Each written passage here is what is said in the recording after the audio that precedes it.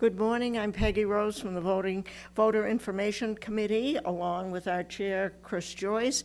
We're going to be presenting some of a good chunk of the town meeting articles.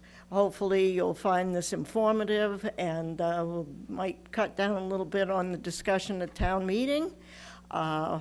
We're not doing budgets. The committee did a financial state of Harwich taping last week, and that's still being run on Channel 18. But the articles themselves we're going to try and cover.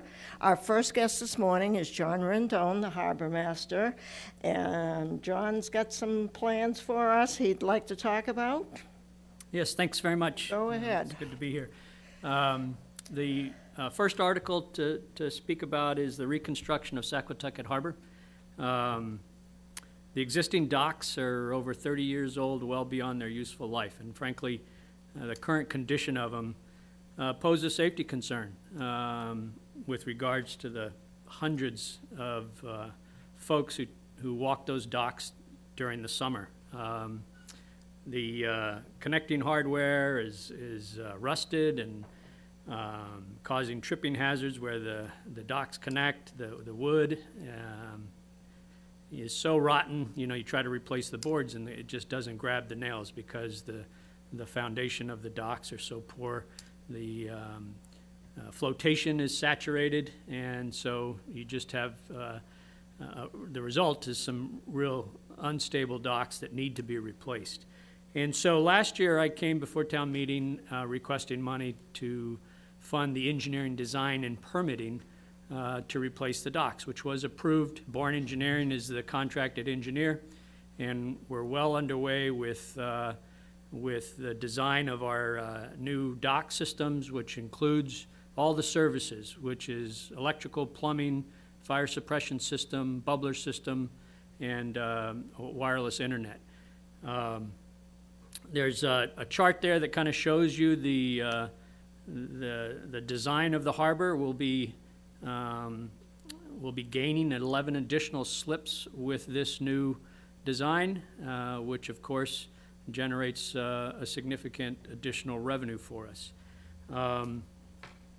So that's kind of the design. The important pieces of this is a handicap accessible ramp system. Right now, as most of you know, we have 4 passenger boats that operate out of Saquatucket Harbor. One is the 80-passenger ferry. We have a Captain Kidd, which is a passenger boat that does day trip fishing excursions, and they target young children. And so you got a lot of young children walking those docks.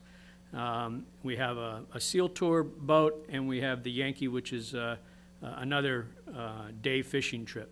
A lot of people, these boats make multiple trips a day. And so right now, there is no handicap accessibility system in place at the harbor to load passengers. It is a requirement, ADA, American Disability Act requirement, that you provide that whenever you upgrade your harbor. We've been grandfathered from that to date, but once you change your dock system, you have to become compliant. So that's a big piece of this project. Another piece is dredging. We have a lot of shoaled areas in Saquatucket all along the north bulkhead. Boats sit on the bottom at extreme low tides, and so a big portion of this project is dredging. So it is a big nut. I understand right now it's a $7 million project. We've been fortunate to receive a $1 million grant through the Massachusetts Seaport Economic Council. So that brings the bill to $6 million. And so we're proposing that we finance this over a 20-year term. And we've made a proposal that 75% of that $6 million debt service would come out of harbor revenue that is generated from our boaters, so that only a small portion will be on the backs of the taxpayer. Can I mention that it's, just for the listeners, that it's Article 16? Article 16, yes, sorry, Article 16. So that's the project in a nutshell. The dredging is a big unknown. We took soil samples just this past week. They go out for chemical and biological testing. So what we do with that material is still yet unknown. It'll likely have to be taken offshore. But it's a big project. With the approval of town meeting, we would start the contracting immediately, but as far as actually the construction work going, we'll wait till the end of the boating season. We'll probably cut the boating season short by a few weeks. Mid-October, we'll start, and we have to complete dredging by January 1st because of some regulations. And then this whole off-season, we'd build the docks and put them in place so we're ready for the following Memorial Day. So that's the project in a nutshell. Any plans yet for the land side of the property yet? That's not part of this article. No. So Article 17, which is our next article, we're requesting $250,000 to start the engineering design for the land side, which of course includes our existing harbor master building, and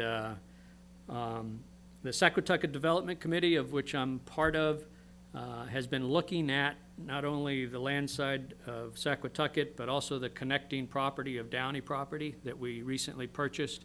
And so we've come up with a site plan proposal that we'll be briefing up to get approval for. But part of that is looking at adding a cafe restaurant right there for waterfront cafe next to the harbor master's office, replacing the harbor master's office, putting a boardwalk the entire length of the harbor, so with 3 different viewing areas, putting a building over at the Downey property that will kind of a multi-purpose building. It would include our garage, our workshop area, a consolidated ticket booth area, and a few office spaces that would be available to lease. But a big part of the Downey property, it will be reserved for parking to address our parking shortage that we currently have at Saquatucket. Okay, anything further from you, Chris? Thank you, John. Okay, you're welcome. Thank you. Thanks very much. Yep. Our next guest this morning is Deputy Chief Tom Gagnon, and he is going to speak to Article 45, which is an amendment to the general bylaws of the town about door-to-door salesmen, or salespeople, I should say. So take it away, Tom. Thank you. Good morning. When Chief Gilmet took over the reins of the police department last summer, he found that we did not have any actual bylaw that prohibits or controls door-to-door canvassing. He's done a lot of research with neighboring towns because we know it's an issue, and a bylaw has been proposed. It has been reviewed by town council, but before any action can be taken to permanently put this in place, once it's approved at town meeting, it will also have to be approved by the state's Attorney General's office. As I said, currently we have no actual canvassing bylaw, which means that right now, technically, you could have somebody showing up at your house at 10 o'clock wearing a headlight lamp trying to sell you windows, which does happen. And this bylaw is being requested not to prohibit the practice, but to regulate it. The main thing is that this will allow the police department to do background checks on anyone that's actually attempting to come onto your property. This bylaw would prohibit anyone that is a level 2 or level 3 sex offender, anyone who's been convicted of a violent crime or certain, other felonies from obtaining a license to solicit. The person that successfully passes the application process would be issued a town-type ID or town-approved ID with their picture on it, so when somebody knocks on your door, you'll know who it is. And what's also mentioned as part of this bylaw is that we would have a no-knock or no solicitation list, meaning that the residents of the town can get on this list so people won't show up at your house at 9, 10 o'clock at night. If you don't want them on your property, they would not be able to come on your property. And this is for profit making entities, not for the Girl Scouts, the Boy Scouts, the Little Leaguers, which is very important, or for people that are out for their religious beliefs. It will allow the police department to go on the state database, check your background, and immediately approve or reject someone. And quite frankly, what we're trying to do is protect the citizens of the town.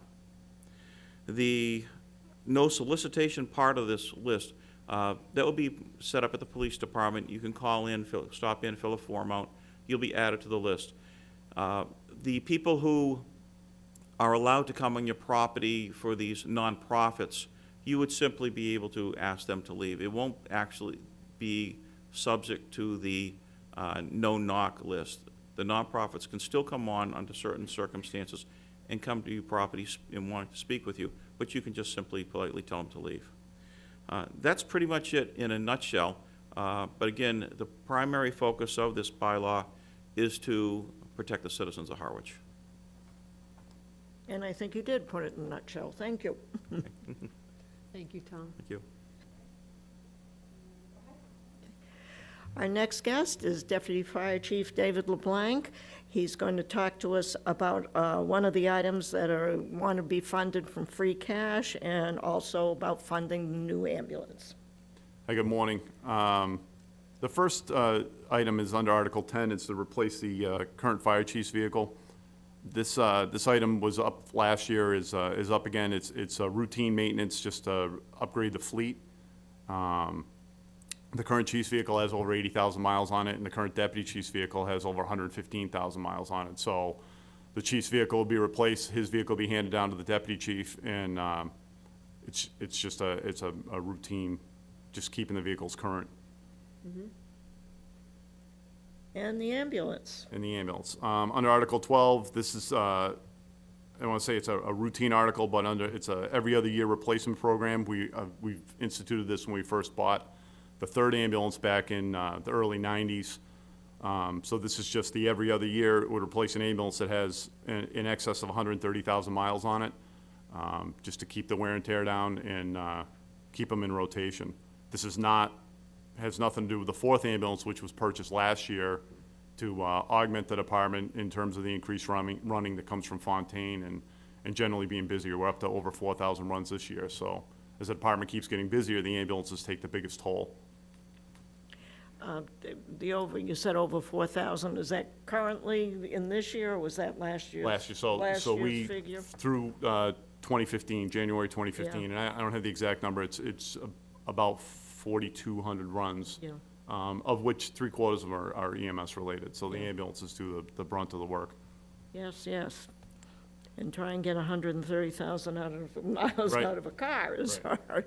Never mind something that takes its toll on that. And the DPW does an excellent job of maintaining them, but there's just only so much wear and tear sure. they can take. Sure. Okay, anything from you, Chris? Oh, well, you might mention how much it is.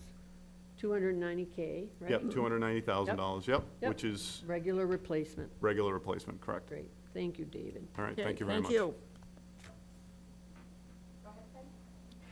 Our next guest is our new Deputy Assessor, Donna Molino, and she's going to speak to Articles 42, 43, and 44. And this is about, like, giving money back to people. Not Yes. So pay attention, folks.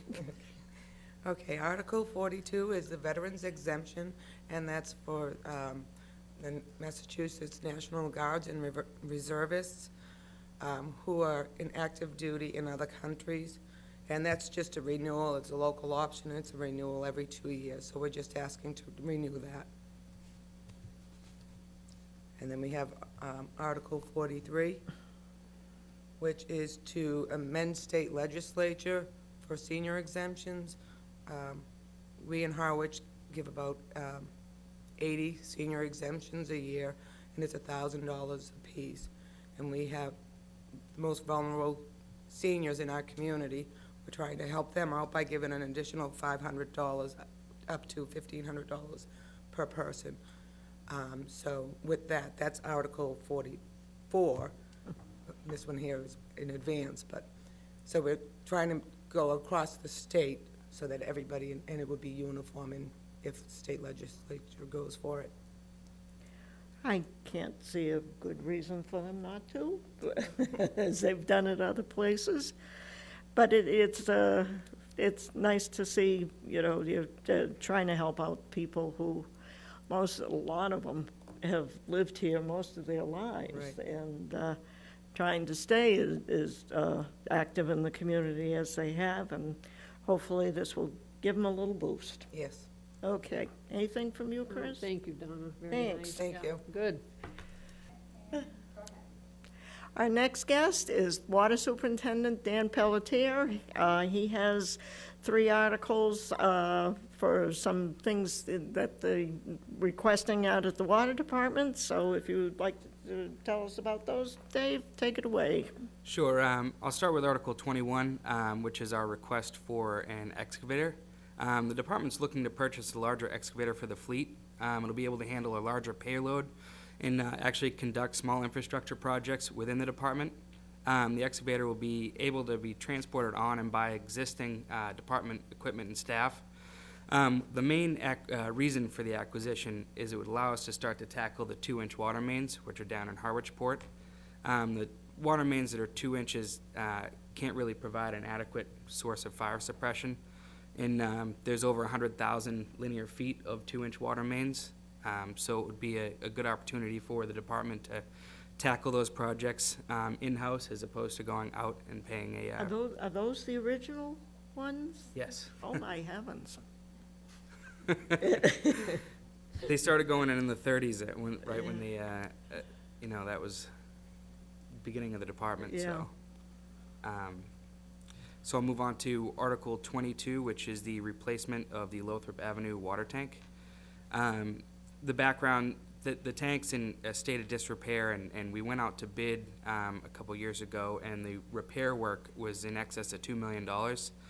So it's kind of cost prohibitive to go through a restoration of it. So we looked at the replacement versus repair, and it looks like we have estimates about $1.6 million to replace the tank with a brand new one and a pumping station, which is about $500,000 less than the repair costs. So we're moving forward with that. The project is currently out to bid with a bid opening date of the 28th, subject to approved funding. And another thing I just want to mention is that all of these articles are funded out of reserve. We're not rate increase or taking out a note for these articles. So the tank had a prior appropriation of 1.6 originally. 200 was transferred last year, reappropriated for engineering. So we're requesting to reallocate the 1.4 and request an additional 200 to fund the replacement of that tank. And we'll actually have a bid number on the floor of town meeting so that, Nice. that the residents can vote on a real number. Has anybody tried to climb up that lately? That has been known to happen. Yeah, we did have an annual inspection this year, and it's more of the same, you know. So we're excited to move forward with the project. And the last one. The last one is a request for $300,000 for a SCADA upgrade. Now, SCADA is an acronym for Supervisory Control and Data Acquisition. It sounds complicated, but what it does is allows the staff of the department to actually control when the pumps turn on, the chemical feed rates, and how much reserve we have in the standpipes. If there's a fire, it allows us to remotely turn on all of the wells to provide water for fire protection. It also handles all of our intrusion and alarming. So the system that's in place now was put in between 10 to 15 years ago. It has a design life of roughly 10 years. It's electronics. As they age, they become less reliable. So this is a request to bring us back up to industry standard. So that 21 was the excavator, 22 Lothrop Avenue storage tank, and 23 SCADA. That's correct. Yep, great. Okay. Thanks for coming. Oh, I also, if Oh, I can. you are jumping in, okay. Sorry, Nope, we that's actually fine. have an open house on May 7th. Oh, That I'd okay. just like to advertise from 10 a.m. to noon. That is the Saturday Sure. following town meeting. And that is going to be over at the new Northwest Gate treatment plant. So would hope to see some people over there. Nice. And do coffee and donuts and have a little walkthrough, so. And water. And water? Thank you, Dan. No problem. Very nice. Thank you. Yep. Our next guest is the Vice Chair of the Community Preservation Committee, Kathy Green.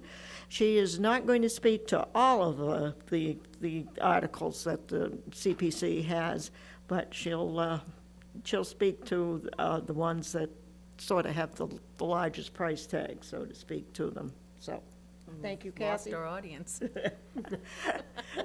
Thank you, Kathy, and start where Okay, you I'll want. address Article 27, which is the funding of the land bank debt service. This is an article we have every single year. It's an annual payment to pay off the land bank debt.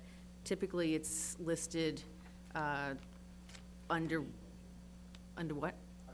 Part of the main budget, but this year it's been moved to be under the Community Preservation Act budget. And it's for the amount of $633,400. It's an annual payment we pay down every year. It's been going down thanks to, refinancing efforts. It's pretty standard. Great. Addressing, let's see, Article 32, West Harwich Schoolhouse Preservation and Rehab. yes. It's for the amount of $203,500. Let's see, what can we say? There's been a very active group in town that has been pushing for the rehabilitation and restoration of the West Harwich Schoolhouse. A lot of discussion, a great proposal put forth by the committee to, rehabilitate this building. They're looking for some funds for support, certainly not for the entire amount. They're applying for grants and other such funding sources. The object is to rehabilitate the building and have it ultimately used as a maritime museum, as well as for boat building, classes, information resource. They believe it can be a real boost to the area and a boost to tourism in town. And the committee was in favor of it. Okay. All right, next one would be. Brooks Park Yeah, expansion? Brooks Park.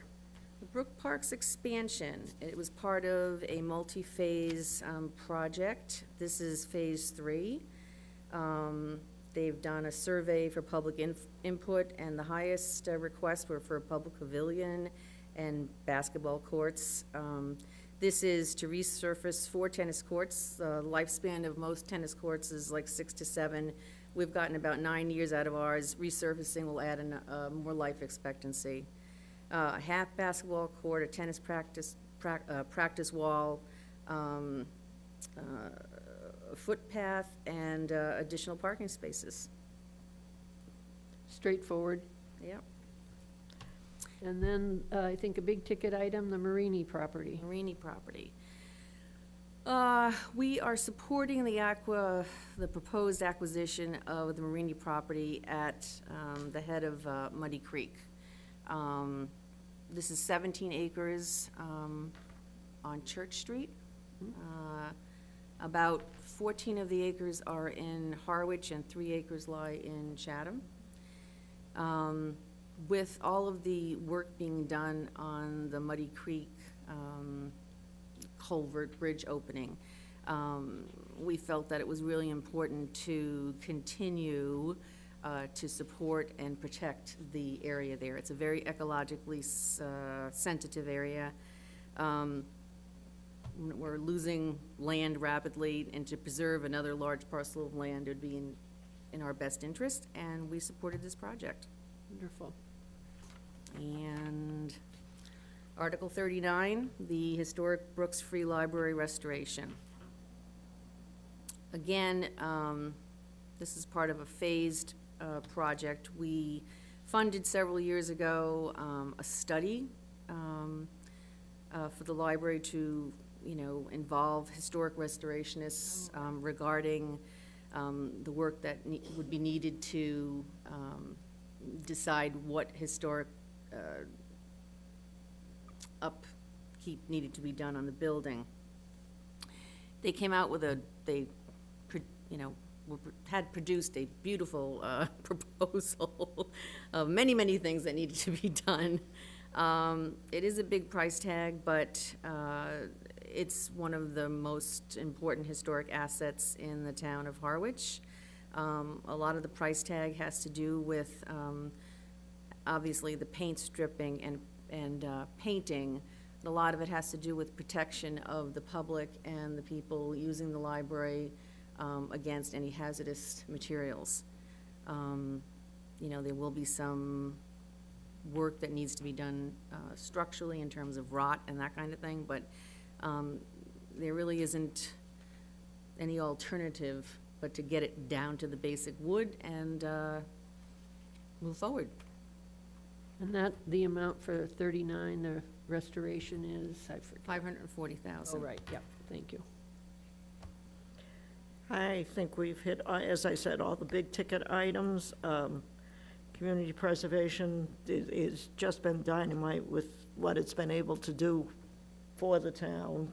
Projects that might be on a waiting list that would, be years out, that it's made it possible to do these things in a more timely manner, or at least I think so. And I just wanted to address the articles under the special town meeting. Oh, that's right, Oh, I'm sure. so sorry, yep. Article 2 addresses the rescinding of a prior article. In May 2011, at special town meeting, the amount of $50,000 was voted for funds that were to be used for professional and legal services related to potential acquisition of specific properties in tax title or owners unknown, which would qualify for CPA funding. That particular article has been sort of mired down in layers and layers of administrative work in order to get the money to be used. And we felt it was time to try to get that money to make more accessible. So we're asking to repeal that, and the next article puts that money back into like administrative funds in the CPC, which would then have the jurisdiction to release those funds for what we want it for, which is professional legal services related to the potential acquisition of properties in tax title or owners unknown or other related disputes, which would qualify for CPA funding ultimately. So, Is there a time frame, so to speak, that if, an article is funded and it just kind of sits there and sits there, that, at this particular time in Harwich, no. okay. In some towns, they do have limits, but we do not. Okay, thank you. Thank you, Kathy, very nice. Our next guest is Linda Sabula. Linda's vice chair of the Board of Selectmen. They have several articles this year that they're either co-sponsoring or sponsoring on their own.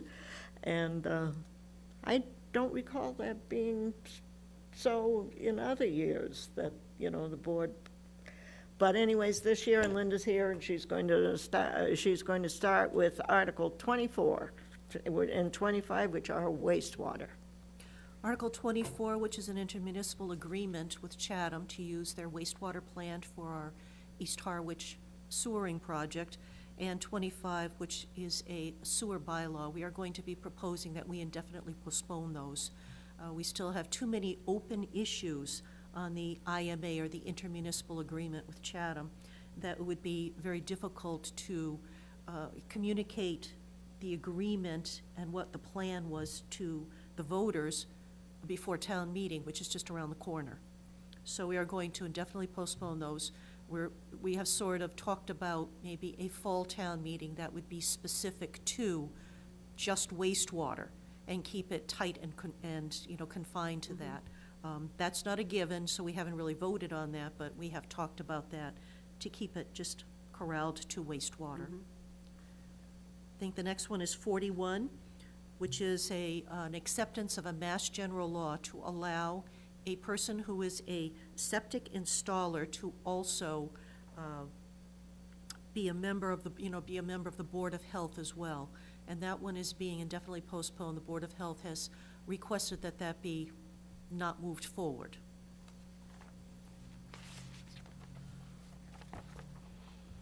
For the money person, they gave me all the non-money ones.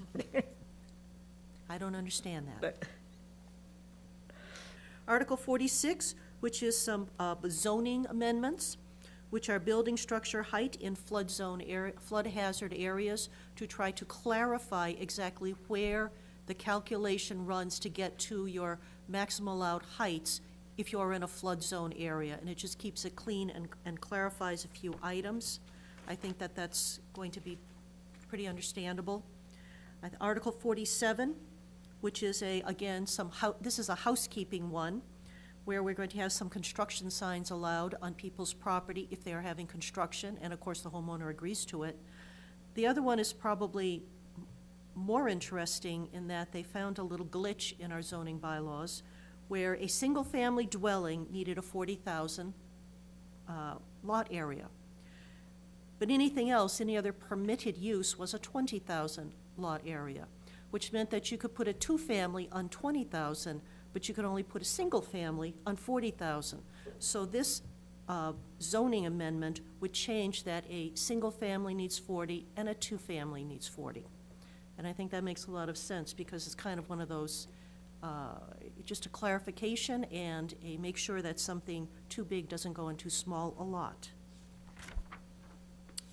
Let's see, what else? 48, some home rule charter amendments. Again, some of this is housekeeping, clarifying the term of an appointment to be for full term, or if it's vacated prior to the end of the term, for the remainder. We have also pulling out some school departments, because we still had a couple of spots where, if you recall, we had the Monomoy Regional School District, and we had an amendment that would have pulled out all references to the school department, which we no longer have in Harwich, and there are still a couple of remaining places. Article 49, which was to amend the Harwich Home Rule Charter section, Chapter 3, Section 6. And there are several of our committees that allow within the charter to have alternates. There are many committees that do not, and we have run into some quorum problems. By having alternates appointed to all committees, commissions, and boards, except for the elected ones, but any appointed, that would allow the work of that committee, board, or commission to continue and not have to stop because someone was ill or someone was not available. And I think that that's a very good transition and a good change. And I think Article 50 is another housekeeping on the charter. It adds the phrase water-dependent structure to clarify what is the waterways.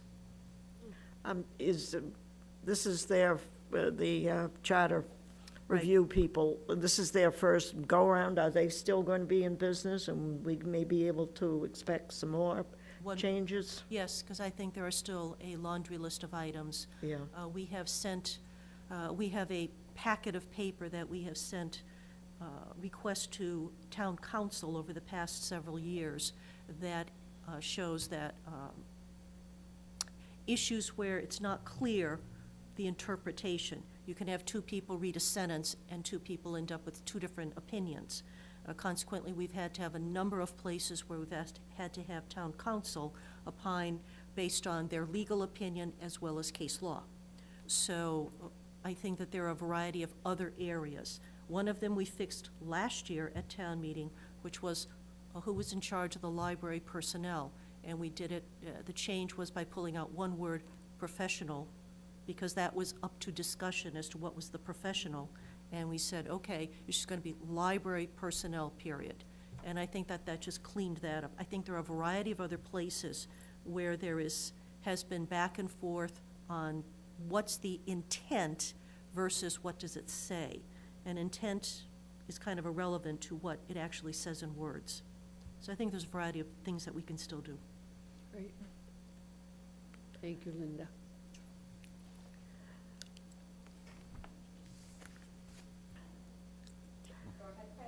Our next guest is our town administrator, Chris Clark. Chris is filling in for a couple of departments that we didn't have representation from for various reasons. And he's going to start with the DPW articles. Thank you very much. It's nice to be here this morning. A couple of my department heads are away because it's school vacation week. Just to comment, I'm going to start at Article 18, which is the road maintenance program. We have normally about $1.4 million a year that we put towards improving the roads. We receive $700,000 from Chapter 90, a state funding mechanism, and then the town usually matches that. So in this case, it'd be $700,000. One thing I just want to alert people that there will be 2 items on the ballot. This is one item on the ballot for debt exclusion. The other one that was discussed earlier by John Rendon is the Saquatucket Harbor is the other one that will also be on the ballot. So there are 2 items on the ballot under debt exclusion. On the purchase of vehicles under Article 19, any DPW obviously relies extensively upon a lot of trucks and equipment, so we do have some trucks that are being replaced. 2 items that are newer, we are going to add a trash trailer that will give us a little bit more flexibility as we load the municipal solid waste to bring it to the facility. Currently, I think we have 3. This would add an additional. And then, obviously, we try to do a great job, and DPW does a great job on our beaches. And one of the units that we rely upon to do that is what's called a barber surf rake that actually helps to keep the beaches clean. So that is something that we are in the process of also changing out. The other one we have is seen better days. And we do try to be prudent, so 2 of the vehicles will be traded in, and the surf rake, the old surf rake, will also be traded in.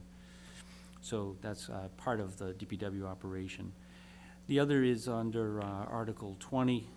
I have the various items that are covered here. These are small items. We have a turf, a utility vehicle, a walker mower, the skid steer, and the certified articulated lift. Just on the lift, one of the comments on that, we have several different projects that the DPW does, and in the operation of DPW, sometimes they have to do painting or go up and check a roof, so that certified articulated lift, which would be a used item, is something that would provide a greater flexibility to us. And one of the focal points of this year's budget, the FY17 budget, is to work with the facility maintenance director to try to get to more projects that need to be done, and that certified articulated lift would do that. You know, I realize that I went out of order here, so I'm going to jump back to just 2 items. Article 10 is where I should have started. One of the things that you'll see in this year's budget is an effort to kind of consolidate some of the capital requests into a logical grouping.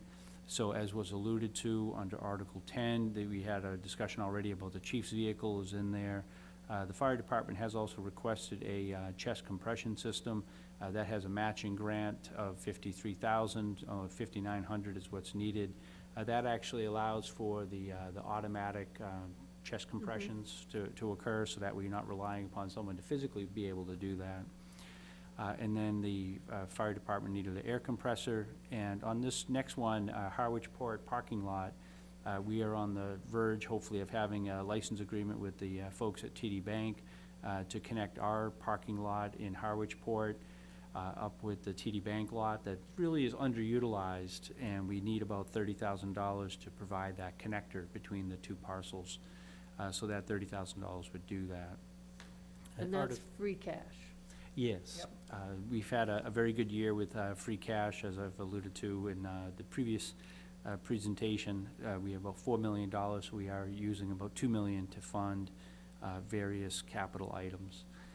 The next one is Article 11 under facility maintenance and repair. This one, we're trying to group things, so the total request is 561,000.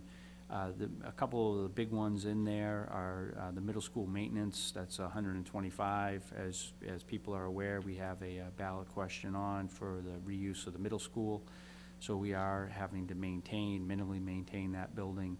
This year in the funding plan, we have put that into an article. Articles don't expire at the end of the fiscal year, so it gives us a little bit more financial flexibility. And then really with the efforts of the facility maintenance director, we have several other items that are in here that go from fire station flooring to the library for smoke and heat detectors, to their sprinkler system, to the transfer station roof. The only one that's a little bit different that's in there is dredging. We are also looking at dredging, where some years we spend a little bit more, some years we spend a little bit less. So we have $85,000 in this article related to dredging to give us some flexibility. In total, the operating budget has an additional sum that totals up to be $150,000 related to dredging. But we are taking a little bit of a hybrid approach this year on that topic. Great. And then the last area that I just wanted to, last two areas I wanted to cover, the golf department. The golf folks do, I think, an outstanding job. They try to make sure that they generate enough revenue to offset their operations, and I think they really are very creative in their approach. They do have several articles, so I'm going to go through those. Article 13 is the supplement landscape. I actually went out on a site visit, and they have this program that you can see where the sun is, and if you cut down trees, how you'll keep shade off of some of the greens. So a lot more high-tech than I am. But so apparently if you cut down certain trees, you can improve the grass quality. You don't get as much moss from some of the shaded areas. So they have $35,000 to go through and look at some of those greens that need to have the trees removed. And that's what Article 13 accomplishes.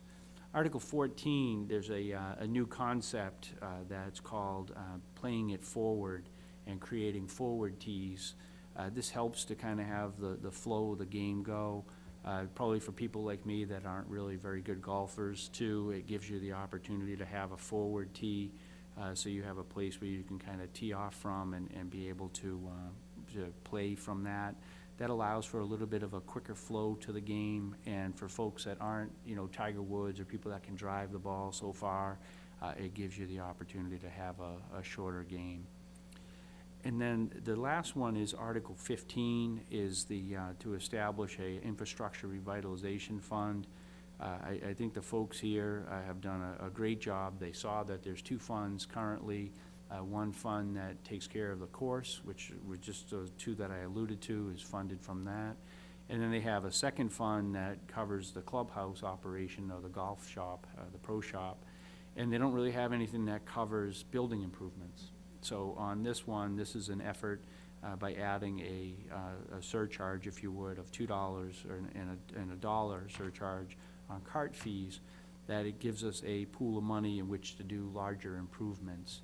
And really the larger improvements that are contemplated here are on the building structures. So we're looking at, the golf committee is specifically looking at moving the cart barn, also doing some improvements to the maintenance facility, as well as the kind of the layout of the parking lot.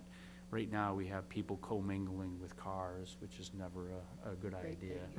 So I think that they're looking at that. Hopefully that will be an FY18 appropriation, and the goal is to, as you heard with Saquatucket Harbor, to have a large portion of that be covered by the fees, so that way the taxpayers of the town are not requested for any significant money. And then the last things I just wanted to talk about, just kind of the final money pieces, Article 60 on the stabilization fund. I do believe that due to our good year for free cash, we will be able to add to our stabilization fund $1.4 million. I believe currently we're at about 1.1. So we have the ability to more than double the money that's in there. On the OPEB trust fund, Article 61, we have about $300,000 that we can contribute towards that to build that fund. up, I think will be close to $1 million. So over the last 3 years, we've made a concerted effort to improve that. Chris, for the listener, what is OPEB? Yes, thank you. I realize as I was saying that. Little jargon. It's other post-employment benefits. Yep. And specifically what that does is there's a calculation towards the liability. So if somebody retires, let's say somebody retires at the age of 65, they actually predict that the person will live for 20 years. What is the liability that the town needs to cover for our portion? I believe a retiree pays about 50% of its retiree expenses, or 75%, and that the town has to pay. So we have that liability from the town's portion. Last year on Article 62, we did have a unfunded, unpaid bills. This is a 4/5 vote of town meeting, and last year it was related to old electrical bills. This year we have kind of an unusual circumstance where the town has accepted a statute that any retired firefighter, in this case, that incurs bills that are part of his retirement, that the town has an obligation to cover those. So unfortunately, we have a large amount of bills that were incurred last year that has just come to our attention. It didn't go through the proper channels, or didn't get approved at the proper channels through the health insurance. So it is the town's obligation. So that would be about $25,000. We are still in the process of reviewing that. But that will be a article, and that would be funded out of free cash. And then lastly, on the free cash, the snow and ice deficit, hopefully, I'll knock on wood, that we're done with snow, and that the total amount of deficit at this point, we believe will stay at the $250,000 that has been budgeted. Great. I realize I talked really fast. Okay. And, just a couple of things. I must comment on the department heads. They really are gangbusters, trying to find other ways to fund town projects. They're always out there, you know, looking for other funding sources than just the tax, you know, just from taxpayers. And I don't know if you know the answer to this, but it seems like under CPC, we've been paying down land bank for quite a while now. And do we have any idea when that would end? Yeah, I don't want you to hold me to it specifically, No, but no. I think it's 22 or 23, 2022 or 23. So we are coming Yeah. to the tail end of that, but Yeah. we still have a ways to go. Yeah. Well, we bought a lot of land, and I voted for all of it, but I want to comment about, you know, it's funny, I was one of the few members of the audience. I wouldn't say the audience is vast, but the audience that was here, and I had to smile as the department heads were getting up at how well they did. And, you know, I think it's certainly a great credit to the organization that they do look beyond just their regular job to see what they can do to do that extra. And that's greatly appreciated by administration. All right, well, Chris is our last guest for the program. I want to thank all the guests for coming. Want to thank Jamie. What we would do without Jamie, I don't want to know. But she's always so good, you know, helping us with our programs for voter information. This is the second one Voter Information Committee will be doing. Jamie will be showing all of them right up till town meeting, town election. And if, Chris, would you like to tell us about our upcoming? I would. On April 28th at 1 p.m. in this room, we've invited the League of Women Voters to moderate a debate amongst the 4 candidates for the Board of Selectmen. Of course, we welcome the public and hope to see you there. Thank you. And with that, thanks again.